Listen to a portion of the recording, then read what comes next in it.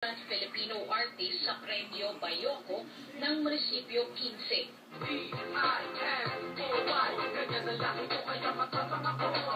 Napili ang 2012 TF Sikat winner sa Roma dahil na rin sa mga natatanging videos na in-upload niya sa YouTube gamit ang mga sariling komposisyon na sinaliwan ng kantang pag-rap na makabayan. Masayang-masaya po dahil yung talentong binigay sa akin ng Panginoon nagamit ko po at naipakita ko sa buong Italia, sa buong Roma na ang Pilipino, ang kulturang rap po ay hindi basta-basta.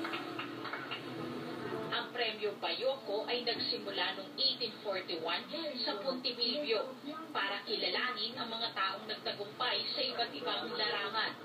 Lahat ng mga nabibigyan ng parangal dito ay naging matagumpay sa kanilang bukasyon, sa kanilang trabaho. Tulad ng kakapanalo ngayon ng ating kapatid na si Tadjak Tikas ay dahil nabigyan siya ng parangal dahil sa kanyang galing sa pagkanta. P-I-N-O-Y, ganyan na lahi ko kaya matapakan mo. Pinalakpakan si Tadjak nang kumanta siya sa manonood. Si Tadjak ang pangalawa at pinakabatang dayuhang nabigyan ng award sa Premyo Bayoko.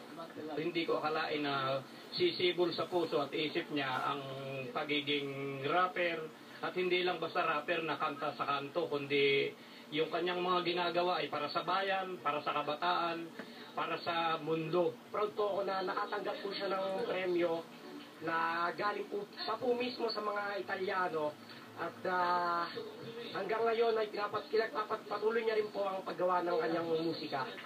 Ginawa naman ng pagkilala ang mga Italianong nagtagumpay sa larangan ng sine, arte, sports, siyensya at iba pa.